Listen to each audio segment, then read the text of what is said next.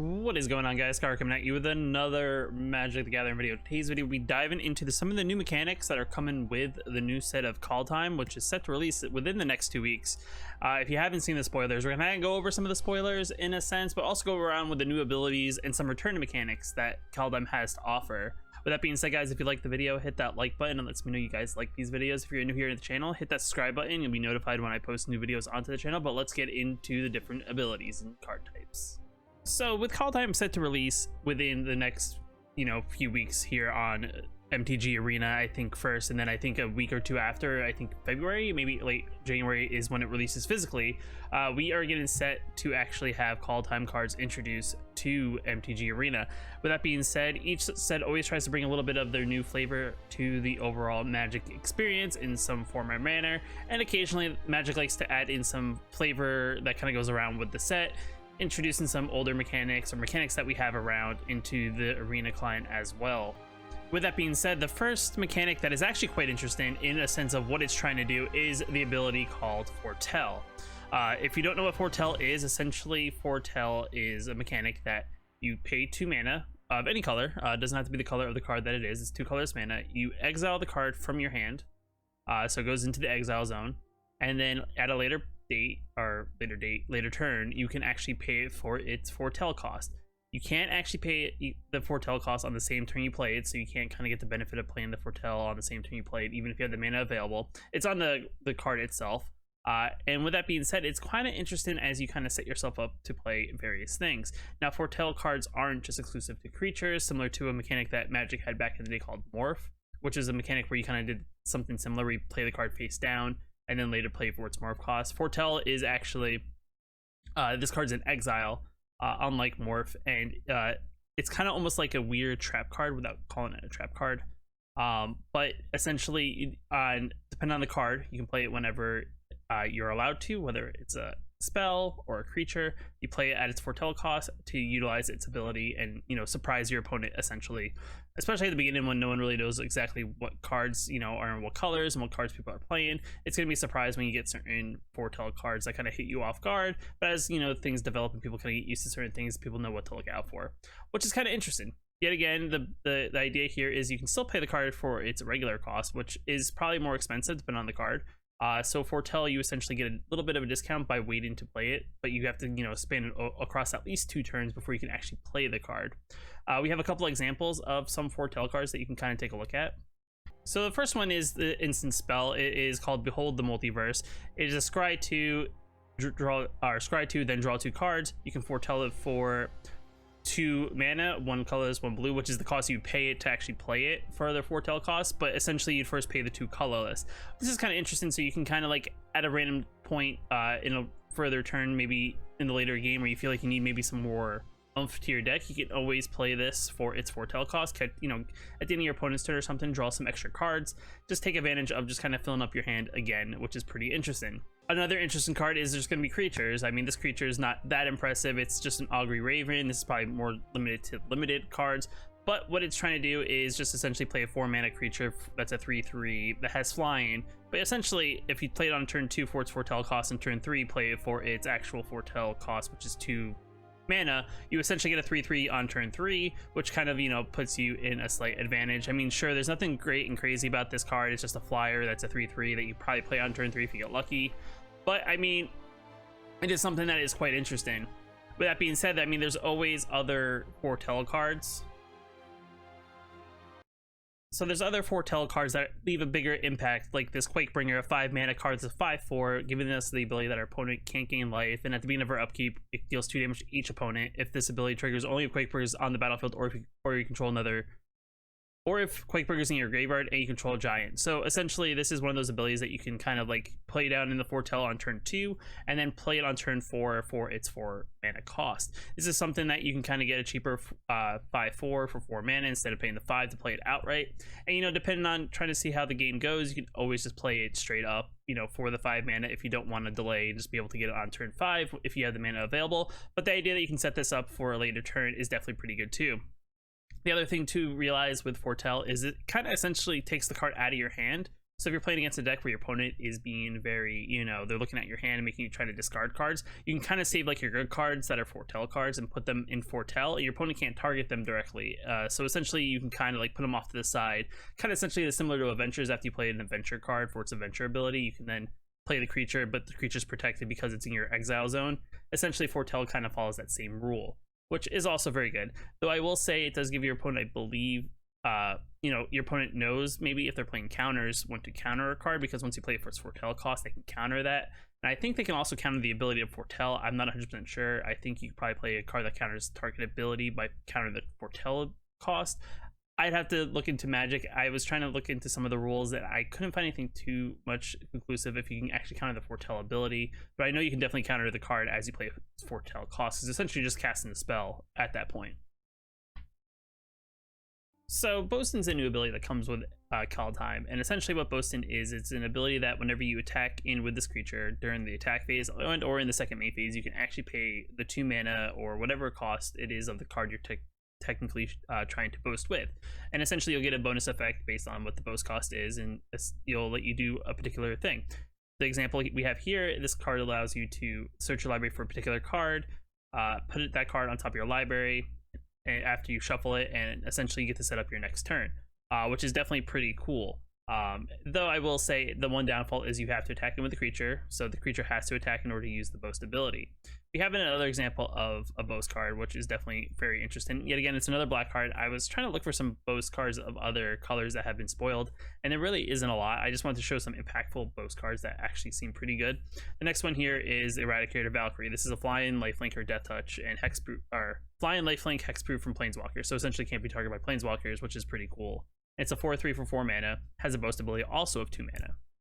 This one's interesting because we have to sacrifice a creature, and then each opponent has to sacrifice a creature and or a planeswalker. So this one definitely plays into that mono black flavor, with the ability of you're sacrificing creatures and making your opponent sacrifice creatures, slowing down your opponent what they're trying to do on their field, but you're kind of hopefully taking advantage of that. This is gonna be kind of interesting, having decks that utilize when creatures leave battlefield they take damage and you gain life kind of things. So we'll kind of see how that plays out, but it's definitely something to be interested with. Like I said, the only downfall is you have to attack in first and then you have to boast. So essentially you don't get, like I said, you don't get to do it until this creature has attacked to then play the boast ability. The other thing to note is that you can only play boast once. Even if you have like all the mana in the world to play boast like 50 times, you can only play it once. It's like a once turn activated ability in the second main phase. So the next thing up on our list is actually kind of one that's kind of returning, but it's returning in a slight different way as well as in its previous way, and that is Modal Cards. So if you don't know what Modal Cards are, they're cards that are, they're double faced. They have a card, the normal spell on the one side, and they have a reverse side on the other. And essentially you can play for this card for one of their 2 things. The difference is, I think in Zendikar Rising, the Modal Cards were essentially either lands or they were spells or creatures or something else.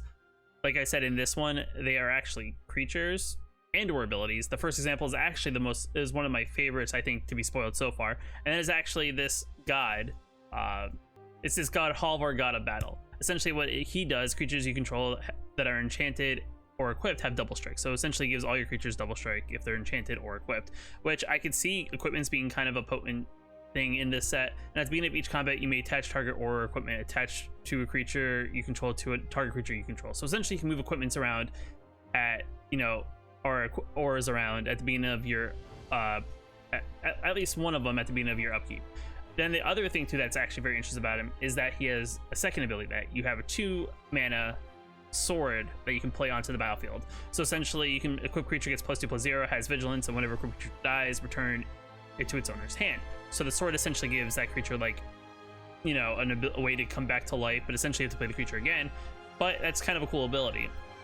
The other thing too that's interesting about this is essentially if you had the one god out on the battlefield first and you draw another one, you now have another use for it, so then you're not, battling with 2 legendary creatures and not being able to play one. You now play for its modal equipment cost and now have an equipment that you can actually, use, which is definitely pretty interesting.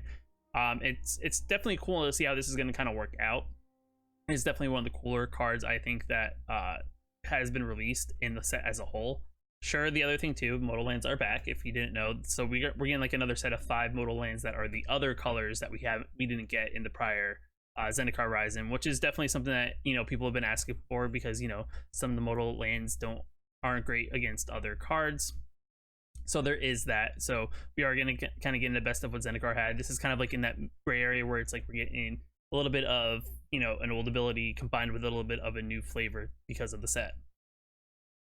We're getting into the return abilities of cards that have been a mechanic in a prior set or kind of being reintroduced to help with the flavor of the set as a whole. And the first one up is actually going to be sagas. So essentially what a saga is, if you don't know what sagas are, it's a card that you play for whatever the mana cost is. In our example, we have this 4 mana, you know, saga that every time on your upkeep, you get the effect of one of these steps. So essentially, you get the first one the turn you play it, the second one the following turn, and the third one the following turn after that. And if there's more, it goes on until you hit the end and then you sacrifice it.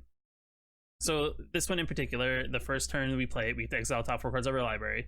Until the end of your next turn, you may play those cards. So essentially, it's a way to play, you know, draw a little bit, and then you have access to these 4 extra cards from the top of your library, kind of in like a separate area in the exile, so your opponent can't technically target them, but you have access to them. It's kind of similar to a card that was in MTG Arena. It's kind of similar to a card called Light at this stage. So essentially, the difference is that you're kind of exiling 4 cards. It costs a little bit less, and you're not paying for its spectacle cost. But essentially, it is going to be exiling the, you know, top 4 cards of your library. Now we have access to them. It's turn 4, so we have a little bit more mana possibly at this turn to actually play those cards. And whenever we cast a spell this turn, we get a +1/+1 counter target creature we control. So if it's a non-creature card, we get some extra things. If we play more creatures, we get some extra counters, and we get that for 2 additional turns after that. So hopefully in this deck that you're probably playing that is Boros colored, you're more than likely playing a bunch of creatures, maybe equipments and things like that, maybe like a Boros warrior equipment style deck or just Boros equipments. And this card is definitely gonna be one of those cards that are definitely gonna help you. And sure, there's other sagas, and I'm sure there'll be sagas currently in the current standard meta. But overall, this is kind of like a card that's going to help you kind of, you know, get what you're going, dig a little bit deeper, and, you know, kind of be one of those things that can be persistent. Your opponent's going to either have to deal with, or they're just going to have to, by removing this, or they're going to have to deal with by, you know, just letting you play it out and trying to do what you can do it, and hopefully being able to survive, you know, whatever it is that you're trying to do. Another oldie but goodie kind of ability that's returning in Kaldheim, because of the whole flavor of what the set's all about, is actually Snow. If you're not familiar with Snow, it's an ability or a card type that was introduced back all the way in the days of Ice Age, which is a set that's from like over 20 years ago. And essentially it, you know, introduced Snow as a mechanic into MTG. Snow, it started as just the lands, so, you know, you had snow islands, plains, mountains, forests, and swamps. So essentially these islands or lands would produce, you know, snow mana or the regular blue mana or whatever color you are playing. And this interacted with some some spells that you owned that either you untap target, you know, snow permanent. If you had target snow permanent, this ability happens. You can spend snow mana to do this snow ability. So that is one of those things. With Kaldheim, we're bringing it all back. So we're gonna have a little bit of mixture of, you know, the snow lands, so you can add those into your library. They're basic lands, so you can replace islands and swamps or whatever mana you're playing in your deck, and they still count as being searchable, like, you know, Fabled Passage and things like that. But the thing is, you can also splash in cards that have snow abilities. So like the Frostbite, which is a new card from, you know, Kaldheim. Essentially, it's a 1 mana shock that deals 2 damage to target creature or planeswalker. So it's a shock to like creatures and planeswalkers. But if we control 3 or more snow permanents, we get to deal 3 damage instead. So it's a 1 mana 3 damage to target creature or planeswalker, which is definitely very good. And, you know, there's various other things. The other thing too, with what I forgot to mention, is in Cold Snap they actually introduced snow permanents. So essentially what a snow permanent is, it has a flavor text kind of like that Frostbite that says snow in the flavor. So essentially, you know, besides the lands, you can also play snow permanents. There's snow artifacts, snow creatures. I think there's maybe some snow enchantments. I'm not 100% sure. I gotta look at the spoilers a little bit more in detail. But, you know, there's gonna be various things to kind of get your snow permanents up, or your overall snow up on your things. And there's gonna be cards that are gonna have to cost snow mana to actually get certain abilities. There's certain cards that are gonna benefit from you having snow abilities, as well as there's gonna be cards that also are gonna hate on having snow abilities. So there's always a downfall to playing snow. The other thing too is you can also still play regular mana. So if you don't want a lot of snow permanents, but if you want to splash in a couple, that's something you can do. But I mean, here's another example of snow. This is a land that, you know, it's not a colorless land. It's a colorless land. It's not particular color to Snowland. We can tap 3 snow mana. This is an example of how you can show snow mana on a card. This land now becomes a 4/3. It has vigilance in all creature types until end of turn. So essentially, it's a card that's all creature types. So if you're playing a particular creature type, you'll gain any benefits of being that particular creature. And it has vigilance. So after you swing in for 4 damage, you can always tap it down for colorless mana and then use the mana for something else, which is definitely a pretty cool ability.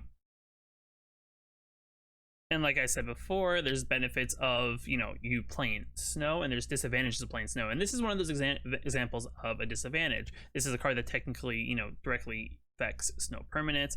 It's a 3 mana 2/3 with flying and vigilance. No lands your opponents control enter the battlefield now tapped. So essentially, even basic lands down, because it's a snow land, they come into play tap. And non-creature spells your opponents cast we can cost 4 or more, cost 2 more to cast. So essentially, it's like a card that kind of adds attacks overall onto the board. So this is probably something you want to play in a more small, more aggro aggressive deck, kind of slowing down a possible opponent playing big things, making them play it later, and as well as giving it flying and vigilance. And the overall idea, this is kind of one of those interesting cards. Yet again, it also has the other side, which I believe has an artifact that does some sort of thing with snow mana. So after that, the next thing that they actually are bringing back into MTG Arena, which they actually didn't go over in the article for Magic, to kind of go over the various things they're bringing back, and that is actually an ability called Crew. If you don't know what Crew is actually an ability where you play a particular artifact, and even though the artifact's a creature, it's not technically a creature until it paid its crew cost. So essentially what this card does is, like, for example, we have this Funeral Longboat, which is a 2 mana 3/3 vigilance, so it doesn't tap when attacking, and we just have to pay the crew cost of 1. So essentially we have to tap down a permanent we control with a power of 1 or greater, and this now becomes a creature. So either we can use this as a very good blocker or a very good attacker, and it never taps. So that's the benefit of playing something with Crew. So, and then once we're done, we kind of end of turn, it'll go back to being just a artifact essentially, and whenever we want to, we can always tap down a creature and activate it using it as ability, which is a pretty cool ability. And I think combine that with some of the dwarves that they're introducing with the set, it's definitely be kind of interesting on how we're going to kind of see some dwarf vehicle decks maybe come up, or maybe some other decks that are playing like. Now the last one isn't really technically a mechanic that's coming back, but it's technically a creature type that I haven't seen in a while in Magic sets, and that is actually the changeling ability, or the changeling creature type. So essentially what a changeling is, if you don't know, it is technically everything. So this card is every creature type. So any creature type that exists in the board, this creature type is that creature. So if you're playing a deck of dwarves, you're playing a deck of elves, you're playing a deck of rogues, it is that. There's gonna be cards that are gonna take benefit of you playing creatures of a particular type. So you can throw some of these in and kind of blend them in, so you can kind of fill out your deck. This one, for example, enters battlefield if we don't control 3 or more creatures that share the creature type, put +1/+1 counter, and then scry 1. So this one takes benefit of us not having a bunch of things on the battlefield. And this is kind of helping us set up. So if we're playing some sort of wizards deck, we can play this in there. It will help us kind of fill up our wizards. So when we do eventually start playing more wizards, we then get an ability. So that's definitely a pretty cool thing. And it's definitely, like, I don't know how many things have gotten spoiled. I think I remember seeing something else that's a changeling that's pretty cool. If you want all the spoilers, all that stuff's gonna be down in the description. So if you guys want to take a look at what's spoiled for Kaldheim, I'm gonna leave you a link to, I think, to either to one of the websites, either MTG Goldfish or Aetherhub or one of them. They all have spoilers up. I think they all generally have the same ones. Some of them have translations of cards that are in different languages, but if you want to take a look at the spoilers, those are going to be there. With that being said, guys, if you like the video, we're going to be transferring to the end of the video. So if you like the video, hit that like button. It definitely helps out a lot. I mean, is there any type of ability or card type that you're looking forward to in the new set? Let me know down in the comments below. Until next time, I will see you in the next video.